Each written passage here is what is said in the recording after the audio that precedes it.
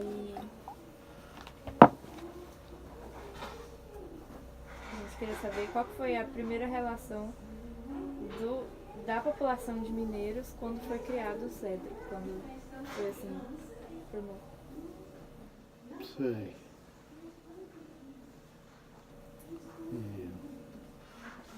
O que mais assim que vocês querem? Ô Chica, Aqui é uma festa, gente, aí. Vamos dar uma festa. tudo bem, como vai? Lindo e maravilhoso, tudo é filho meu. Ai, ai, ai, lindo, lindo, lindo. É a Chica. Essa é a Chica do Martim. Você já sabe, né? Já, a gente conhece Já viram falar, né? Aham. Ela está enfrentando uma síndrome, uma doença muito ruim, muito chata, Alzheimer. Aquela pessoa extraordinária que vocês conheceram agora está passando isso aí. Talvez para mostrar para nós o que nós somos, né? Nós estamos sujeitos. Tá? Ela tem 80 anos e eu tenho 82. 50 e tantos anos casados. Tem 3 filhos. 7 netos, 3 bisnetos. É uma história aí, né? Mas então, vocês querem falar sobre o cedro. Você faz as perguntas ou como é que é? Você quer que eu... Do jeito que você achar melhor. A gente tem umas perguntas, né? Tem? Alguns tópicos, Bom, vocês não acham bom que eu dizer o que eu sou? Assim, rapidamente, pelo menos? Não, Pode falar. Pode? É bom falar sobre o autor do livro também, né? Ah, tá. Estou na biblioteca da minha casa, que tem o nome de minha mãe, Maria Isabel, e meu pai, Mariane José dos Santos. No dia 28 de maio, ano 2019, às 10h30, numa bela manhã, muito convidativa, na qual eu estou rodeado de estudantes do Agape, muito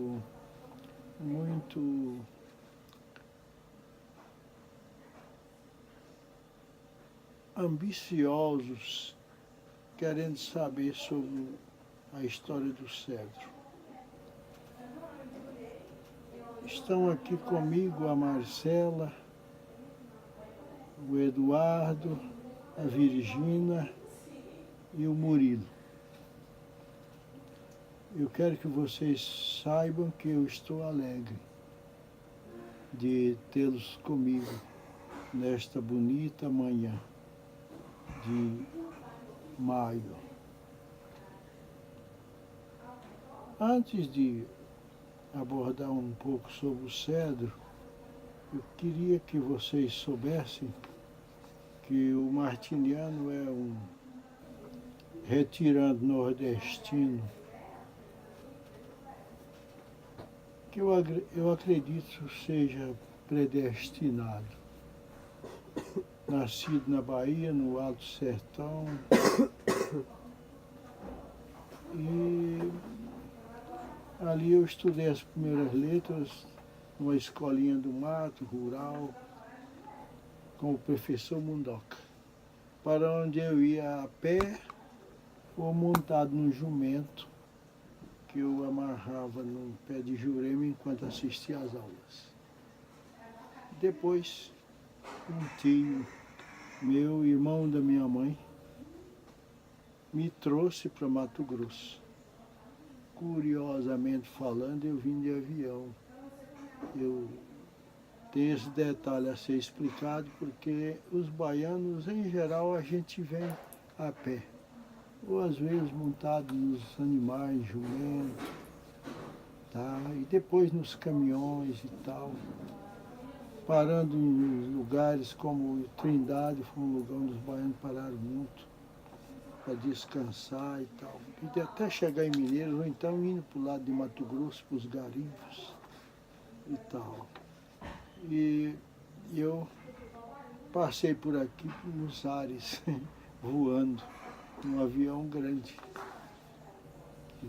Curiosamente, eu não sabia o que era avião, tinha medo do barulho do avião. E minha mãe, viúva, nós éramos 6 filhos e ela nunca deixou nenhum de nós. E ela então vivia lutando e arrumou essa escolinha no meio rural para mim. E aí um irmão dela, chamado Manuel Dióis, que desapareceu para Mato Grosso, há vários anos, e o pessoal rezando, pensando que ele tinha morrido. Ele aparece lá, levando a mulher dele, Fernanda Regina, e levando a riqueza maior que ele tinha na pessoa dele, a riqueza espiritual, querendo nos ajudar a pagar as escolas para a gente, para mim e meus irmãos. Aí ele falou isso para minha mãe na nossa casa, de pau a pique, que queria pagar a escola para nós em Salvador, Recife, queria nos colocar nos melhores lugares lá que ele ia pagar. E nesse momento minha mãe se emocionou bastante. Eu lembro que ela andou chorando e aí disse, não, Manel, nos leva para Mato Grosso, porque lá também tem escola boa em Pochorel, onde ele morava. E aí eu não preciso separar dos meus filhos. Foi isso que aconteceu. Ele pensou um pouco e depois falou, tá, eu vou levar vocês para Mato Grosso. E foi isso que aconteceu. Você para Mato Grosso. Eu, de lá de Pochorel, eu terminei indo para Cuiabá e ele me pôs interno no Colégio Salesiano São Gonçalo de Cuiabá, que era a melhor escola de Mato Grosso daquele tempo, dirigida pelos padres salesianos. E eu então fiz o 4º ano em Pochorel e o outro, que era o chamado 5º ano, já era para entrar no ginásio que havia naquele tempo. A gente entrava no ginásio e você conseguir sair desse secundário e entrar no ginásio, que é secundário que vocês estão fazendo agora. Naquele tempo a gente chegava então, se você passasse para o ginásio era como entrar no vestibular. E eu fiz isso e consegui entrar no Colégio Salesiano. Fiquei interno, parece uns 4 anos. Foi impressionante. Tinha que saber latim, rezar, nunca vi rezar daquele tempo. Os pecados que eu tinha, se é que eu tinha pecado, eu consegui eliminá-los todos. Parece que foi além da eliminação, eu consegui extirpá-los da minha vida. Eu não estou nem aí para pecado, e vivo preocupado com o pecado, vai ter que cuidar deles. Eu não estou nem aí para pecado. Bom, então aconteceu lá que lá eu conheci a Chica, a minha esposa hoje. Olha como é que pode. Aparece então uma mulher no meio dessa história, a Chica. Aquilo que pitorescamente se chama rabo de saia, né? Uma coisa fantástica, bonita, importante, que até hoje gera tanta coisa na história da humanidade, né? Os rabos de saia, os conflitos mais importantes na história da humanidade estão baseados em 3 barras. Barra de córrego, onde ele faz uma curva, sempre gera um problema.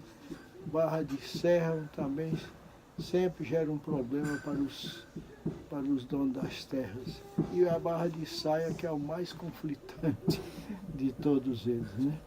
Bom, mas foi essa barra de saia que terminou mudando a minha trajetória, porque eu sonhei, teve um vaticínio lá, uma coisa superior, que eu não sei nem dar o nome, desde minha idade de 10 anos, 12 anos, que eu queria ser advogado, sem saber o que era isso. queria ser jornalista sem saber, sem ter noção do que era jornalismo. Queria ser escritor, vocês imaginem, e sem ter noção do que era isso, tá? E aí, mas para isso então eu escolhi o lugar, sabe, qual o Rio de Janeiro era, porque o Rio era a capital do Brasil, né? Até hoje ainda é famosa, mas tem muita violência hoje, parece que tem, né? Bom, e aí a Chica, aparece a Chica, umas piscadelas, algumas coisas, um namoro, depois resultou num casamento, alguma coisa que aconteceu na nossa vida que vocês não podem saber, porque vocês são meninos, são menores, não podem contar, tá? Vocês não podem saber dessas coisas. Aí terminei me casando com ela e vim parar em Mineiros. Olha que coisa engraçada. Talvez se não fosse a Chica, vocês nem me conhecessem aqui, né? Essa biblioteca aqui, com quase 7.000 volumes de livros, tá? E aí eu vim aqui para ver a Chica, Cuiabá, a maior dificuldade, estrada de terra, Serra da Urtiga, que está aqui perto, subia de caminhão, o caminhão tinha que subir de marcha ré, e eu subi de marcha ré, mas vocês que são homens, tá? Eu digo para vocês que por causa de mulher a gente anda de qualquer jeito, até num caminhão de marcha ré, a gente anda. Mas para ir atrás de mulher a gente vai, não interessa. Vocês estão entendendo? Então quando vocês pretender arrumar um namorado e quiser arrumar um homem para você, você luta por isso e consiga, não interessa. Você quer uma mulher, luta por ela até e pronto. Mas consiga respeitá-la amanhã e tal. Se não quiser casar, você não é obrigado. Ninguém é obrigado, tá ok? Bom, mas o Cedro, como é que eu conheci? Porque eu vim aqui, a Chica me mostrou a cidade, me levou lá no Cedro e me chamou a atenção. Olha aí, uma comunidade instituída só de pessoas negras, cor da pele negra, aí me chamou a atenção. E eu certamente já tinha uma vocação intelectual, porque em 1964 eu já tinha escrito um livro chamado A Moça que Ria Muito, está aí, tá? Mas eu tenho uma dúvida que se eu seria romancista ou contista, novelista, ou então ou historiador, ou sociólogo, vocês estão entendendo? Ou ensaísta.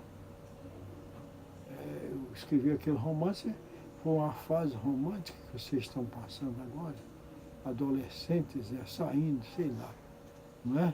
Cheia de complicações, que vocês, depois vocês vão ver e tal. Não sou eu que vou explicar isso para vocês, não é? E talvez até porque eu não sei, não entendo disso, né? Mas a gente passa isso, e é uma melhor fase romântica, tal, do namoro, das coisas que acontecem na vida dos humanos. E aí eu conheci o Cedro, depois que eu já tinha escrito livro, que eu já vivia num ambiente de escritor, porque eu tive muita sorte de chegar na universidade, fazer direito, e lá eu encontrar mais 7 pessoas que gostavam de escrever. Vocês já pensaram? Vocês encontrar lá dentro da escola pessoas que gostam de ler, de escrever, e querer escrever poesias, escrever romances, fazer crônicas junto com vocês. Isso aconteceu comigo, lá na universidade, a ponto de publicar um livro antes de me formar. Tá? Olha aí. Não é interessante isso. Mas aí eu fiquei numa dúvida. Será que eu quero ser só romancista? O que eu queria ser? É a dúvida na vida, a gente tem dúvidas para definir. Todo mundo aqui já definiu a profissão, né? Não é fácil isso. Tem muita gente, até, às vezes até ainda muda. Tá? É bom que você saiba. Bom, mas isso é outra coisa. Aí eu fui descobrindo depois da música muito que eu teria uma outra vocação também. Não estou dizendo que eu não gosto de ser romancista, contista, sei lá, outras coisas. Poeta eu tenho certeza que eu não sou. Tá? Mas aí eu fui descobrindo que eu devia ser também historiador, ensaísta, tá? Estudar sociologia, essas outras ciências. Tá? Aí me deu vontade de escrever alguma coisa sobre o cedro. Daí nasceu o título Sombra dos Quilombos, que é esse livro aqui, que é de 74.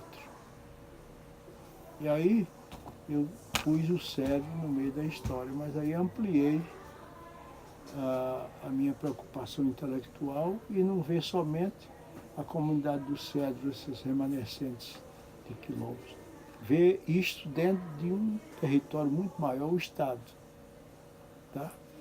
E aí vai daqui, vai dali, descobri várias outras comunidades existentes no próprio Sudoeste, no Norte, no Sul, em outras regiões do próprio Estado de Goiás.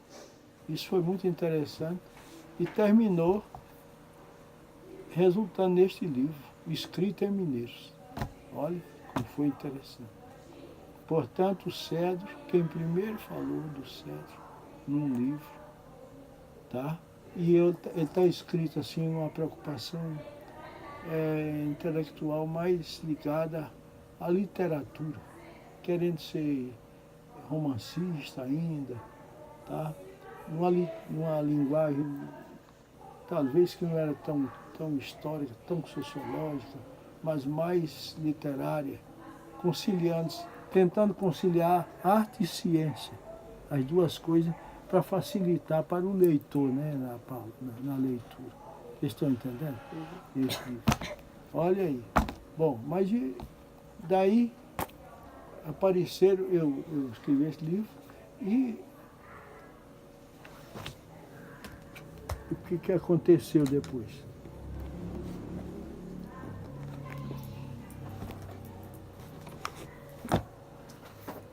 Eu escrevi este livro, mas não fiquei satisfeito. Eu fiquei pensando que ele não era uma obra. Ainda não estava com a qualidade, tá? E a profundidade que eu pretendia. Eu não sei, eu sempre sonhei fazer coisas mais profundas, maiores. Vocês estão entendendo? Eu acho isso assim, não sei por que isso não, mas eu tenho isso comigo. Bom, aí por causa disso, eu comecei a pensar outras coisas. E nasceu a ideia de, dentro da mesma temática, de quilombo, de a África, povo africano, quilombagem, racismo, tá? Aí a ideia de escrever um livro sobre o racismo brasileiro, que foi esse aqui, ó. Que já é a reimpressão da 4ª edição no Brasil. Aí eu fiquei ainda bastante desconfiado, porque do primeiro livro, de 64, até o outro, que é de 74, são 10 anos, eu fiquei na dúvida, preocupado para não fazer coisa mal feita. Vocês estão entendendo? Olha que coisa, até sair esse. E desse para esse, foi mais outros quase 10 anos também, eu preocupado para fazer coisa bem feita. Tá? Aí, este aqui é de 85, olha aí, ó. Já tinha 11 anos, né, do outro. Mas antes desse aqui eu fiz outros livros sobre a história de Mineiros. Traço da história de Mineiros, que eu já estava aqui.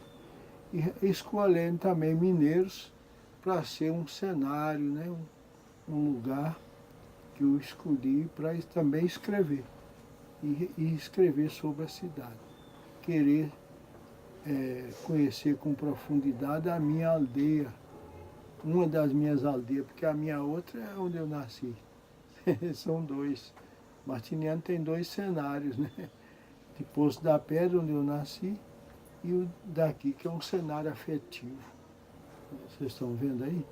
Bom, E aí eu me preparei e, além de outros livros que eu publiquei, já mais preocupados com mineiros, querendo aprofundar e conhecer a cidade, fundando a Academia Mineirense de Letras, sendo advogado, proferindo aulas nas universidades, na faculdade. Tá? Aprofundei nesse aqui. E saiu esse livro. Ele está considerado minha obra mais importante. Minha obra-prima. Está no Brasil inteiro. Orgulho do martiniano, da minha família, dos meus amigos, porque não é fácil vir para um lugar e ver o meu pensamento, as minhas ideias espalhadas no lugar, inclusive motivando vocês a estarem aqui agora. Não é verdade? E estar no Estado, nas universidades do Brasil afora, igual esse aqui e outros. Tá? Bom, mas o Cedro também eu não fiquei satisfeito só com esse, não. Eu quis aprofundar o assunto. Aí, por causa disso, eu fui para a universidade para fazer mestrado. Eu já era advogado, já dava aula, fazia palestra, lançava livros e fazia uma série de coisas. Já tinha casado, já tinha filhos. E aí eu fui fazer mestrado na Universidade Federal, querendo aprofundar. Eu já tinha aprofundado muito no racismo, querendo aprofundar agora no tema também ligado ao tema do negro, do povo negro, nos quilombos. Tá? Aí eu aprofundei, fiz mestrado na Federal, tendo como objeto de estudo da minha dissertação Quilombos do Brasil Central, Violência e Resistência Escrava, que virou um livro. Aqui ele não aparece aqui, mas eu tenho ele ali, já em segunda edição. Tá? E aí eu coloquei o assunto do Centro-Oeste brasileiro. E aí tem um capítulo muito grande aqui do Cedro. Tá? Aí eu fui estudar o Cedro com mais profundidade. Eu já estava com mais tempo aqui, já tinha conhecido a comunidade, tinha lido muitos livros sobre o tema. Ali, por exemplo, eu tenho mais de 300 volumes ali só ligados ao tema do racismo, dos quilombos, da escravidão e por aí vai. Tá? Viu? Bom, aí o que aconteceu? Eu, nesse estudo mais profundo do Cedro, eu descobri que ele tomou este nome. Ele é uma comunidade que está mais ou menos no sul do município, da cidade, com relação à cidade. As margens do córrego do Rio Verdinho, o Rio Verde, carinhosamente Verdinho, onde ele está justamente num lugar que é de uma vegetação de floresta à margem do rio. E ali as árvores, tem uma árvore que é a Cedrela officilis, que é o cedro, uma árvore de lei famosa, importante, de onde eu acredito ser a primeira origem do nome, cedro. Tá? Coisa bonita. E, então, o cedro nasce por causa de uma árvore, Cedrela officilis, no nome científico, e nasce também porque a comunidade negra está lá nesse local onde ela é rico dessa vegetação e de outras poucas árvores também típicas das margens dos córregos, dos rios, do Cerrado brasileiro, ali, e uma comunidade que, segundo meus estudos mais profundos, essa comunidade foi um quilombo, tá? Que é um lugar para onde os negros, fugindo do sofrimento da escravidão, se refugiavam em busca do que se tem de mais importante na vida, a liberdade. Tá? em busca da liberdade. E aí, o que aconteceu? O Chico Moleque, Francisco Moraes, né? Ele era a liderança maior dessa comunidade. Tá? Ele tem origem, seria em Minas Gerais, mas foi criado por uma Bom dia, seu Martiniano, tudo bom? Achou que eu não ia vir hoje de novo? Como vai? Tô bem, graças a Deus. E o senhor, como é que tá? Eu estou tentando Que aqui bom. expor. Esse é meu filho pequeno. Dá oi pra ele. Bom Ainda dia. envergonhado igual a mãe dele, né? Já viu. Pouca vergonha. Só pode sentar, meninos. Eu estou fazendo a Aham. exposição sobre o cedro aqui, né? Fique à vontade. Então, a senhora pode arrumar uma cadeira para Não, sentar, pode ficar à ficar vontade. tranquilo. Tô só acompanhando os meninos. Tá, obrigado. Mas então, essa comunidade, na minha opinião, ela é até mais velha aqui na região do que os próprios fundadores que vieram de Minas Gerais já nos finais do século XIX para cá. Famílias, várias famílias, mas Carris, Resende foi se misturando aqui que veio de Minas. Mas me trouxeram escravos também, é lógico. Mas essa comunidade já estaria aqui até antes um pouco, porque em 1860 era um quilombo aí, já era uma comunidade. Não era grande, tão grande não, era um quilombo médio, né? pouca gente que estava aí. E liderado por Chico Moleque, que comprou a liberdade dele, da mulher Rufina, de uma filha que era parteira, tá? E eu estou aqui lembrando, me valendo um pouco da minha cabeça, porque essas coisas estão nos livros, vocês têm que ver com mais detalhes, né, nos livros, né? Bom, e aí o que aconteceu? Ele liderou isso aí, tá? Por um tempo longo. Em 1885, por exemplo, ele, com a aquisição que ele fez da terra, aí no Cedro, dentro da fazenda Flores, né? Flores do Rio Verde, o nome, tá? Então, aquele lugar, o Cedro, por favor, é apenas um dos lugares da grande fazenda Flores do Rio Verde, que começa na nascente do Rio Verdinho, lá 30 quilômetros mais ou menos daí do Cedro até lá. E dos dois lados do Rio Verdinho, essa fazenda era uma sesmaria, como era muito comum naquele tempo. Enorme fazenda. E tem esse lugar aí, todo o centro urbano de Mineiros está dentro dessa fazenda hoje, né? E o coqueiro ali é outro local, a invernada mais para lá é outro local dessa fazenda e por aí vai.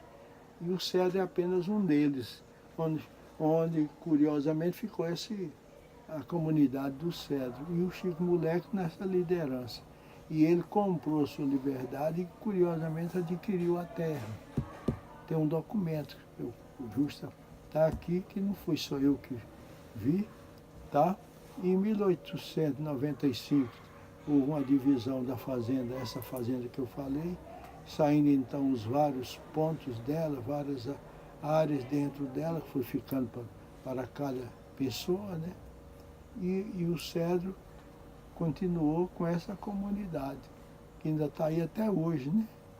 Eles têm suas terras lá, muitos já deixaram o lugar, já vieram, estão no centro urbano, ou saíram para outros locais dentro da própria região do Sudoeste, ou mesmo para Goiânia, né, para outros lugares, né, para Cuiabá e etc. E aí houve uma divisão em 1985 e saiu o quinhão justamente da terra na divisão para o Chico Moleque. E essa terra é que depois saiu para o povo do Cedro, que estão lá até agora e que que mantiveram a sua característica de origem africana, apresentando vários aspectos, né? com as suas religiões, por exemplo, as questões africanas religiosas, a sua maneira de ver a natureza, por exemplo, conhecer a pedra, as pedras, a água, a maneira de conhecer, por exemplo, a vegetação, tá? A maneira de Linda, porque eu peguei na mão da senhora, a senhora falou que tá linda, maravilhosa. a maneira de ver, de cuidar da saúde, preocupada com as coisas, com a medicina africana, por exemplo. Os banhos de barro, por exemplo. A Luceli, que é do Cedro, que vocês precisam conversar com ela, porque é a pessoa mais importante, não é só do Cedro, não, de Mineiros. Tá? Ela é muito talentosa, a ponto de ter feito um mestrado na UNB, ser professora na UNB, tá? Viajar pelo mundo afora. Há poucos dias ela estava num país europeu, tá? Representando comunidades, lutando em favor do povo negro, né? É uma das pessoas que eu mais respeito, e ela é fantástica, a Luceli. E não é só ela, tem lá a turma que cuida muito bem do Cedro, tem um laboratório que fabrica, né, os remédios, tá? E o uso da vegetação da região lá, que eles usam para fazer os remédios, continua isso lá, tá? Isso, você imagina então, vocês que são essa mocidade agora, conhecer uma comunidade. Eu aproveito então para pedir a vocês, que são estudantes, e que vocês têm muitos livros a respeito dessa comunidade, e não é só o meu, tem outros. Tem uma doutora, por exemplo, que fez um trabalho sobre o Cedro, chamando-os de negros de Cedro. Pôs uma preposição de aí. Na minha opinião, eu respeito, mas não concordo. Porque aqui na região ninguém chama o Cedro de negro de Cedro, usando preposição de. Que no uso da nossa língua portuguesa, o que significa? Aquele lugar jogado para as traças, cu de Judas, jogado para lá. Tá? Tem uma ponta de aspecto negativo nisso, que a língua portuguesa, se você for estudar o português, a proposição de, explica um pouco sobre isso. Então eu quero que vocês, eu estou falando isso para vocês terem cuidado, para não ver o Cedro apenas como um objeto de curiosidade intelectual. Vocês estão entendendo?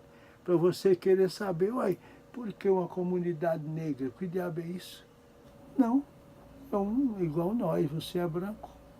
Porque tem na sua pele é reduzido a um elemento químico chamado melanina, e você nasceu branco. Uma influência que veio da Itália, da Alemanha, não sei, que foi para o Paraná, e você é desse jeito, por causa disso. Não é porque você é superior a nada, a nenhum segmento étnico do mundo. Vocês estão entendendo? Não é nada disso. Mas criar o racismo terrível contra o povo negro, né? E está aí muito antes disso, a ponto de ele chegar aqui e seria um povo que não teria nem alma. Uma concepção que veio da Europa para cá, do mundo ocidental, vocês estão entendendo? De uma cultura equivocada. Vocês estão entendendo?